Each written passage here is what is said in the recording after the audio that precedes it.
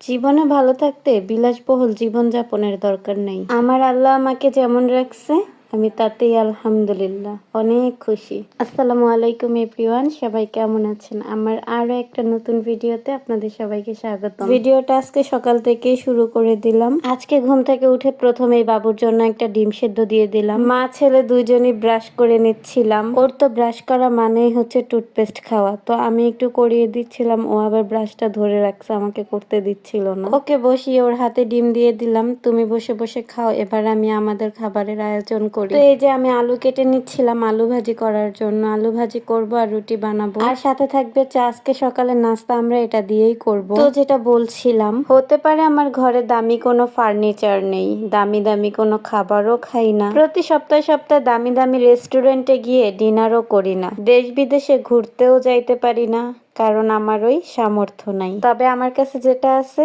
সেটা হলো আমার মন ভরা শান্তি, আমার আপন মানুষদের আপনত্ব, ভালোবাসা। এগুলো নিয়েই আলহামদুলিল্লাহ আমি অনেক ভালো আছি। আল্লাহ তাআলার কাছে কোটি কোটি শুকরিয়া। এবার প্রশ্ন আসতে পারে, যারা বিলাসবহুল জীবন যাপন করে তাদের কি সুখ নাই? হ্যাঁ আছে তো।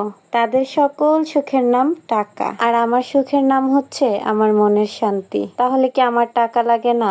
হ্যাঁ লাগে। এই দুনিয়াতে চলার জন্য আমার আল্লাহ আমাকে যতটুকু সামর্থ্য দিছে, যা খাইতে দিচ্ছে, যা পড়তে দিচ্ছে, তাতেই আমি আলহামদুলিল্লাহ খুশি আছি। কিন্তু মাঝে মাঝে অন্যদের বিলাসিতা দেখে একটু তো লোভ হয় শয়তানের ধোকায় পড়ে। এই কথাগুলো বলেই মনকে বুঝাই, আমি যা ডিজার্ভ করি আল্লাহ আমাকে তাই দিচ্ছে। যাই হোক, এই তো নাস্তা বানানো হয়ে গেছে। মামা আর ভাগিনা দুজন মিলে খেতে বসে গেছে, তারপরে আমি আর আমার আম্মুও খেয়ে নিছিলাম। তারপরে শুরু করে দিলাম দুপুরের রান্না বান্না। আজকে রান্না করবো আলু দিয়ে তেলাপিয়া মাছ। তো মাছগুলোকে লবণ হলুদ মাখিয়ে নিচ্ছিলাম ভেজে নেওয়ার জন্য। একটা কথা কি জানেন, তেলাপিয়া মাছটা না আমার অনেক পছন্দ। ইলিশ মাছের চাইতেও আমি তেলাপিয়া মাছটা বেশি পছন্দ করি। তো কার কার আমার মতো এরকম তেলাপিয়া মাছ পছন্দ, তারা কমেন্টে সাড়া দিয়ে যাবেন। তো যাই হোক, এই তো মাছগুলো ভেজে নিতেছিলাম, একটু লাল লাল করেই ভেজে নিয়েছি মাছগুলোকে, এখন উঠিয়ে নিচ্ছি। এই তো তরকারিটা বসাই দিলাম। বাসায় অন্য কোনো সবজি না থাকার কারণে এখন আলুই দিতে হচ্ছে মাছের মধ্যে। আসলে এই আলুটা হচ্ছে এমন একটা জিনিস যেটা কিনা যে কোনো কিছুর সাথেই মানায়। যে কোনো মাছ হোক, যে কোনো মাংস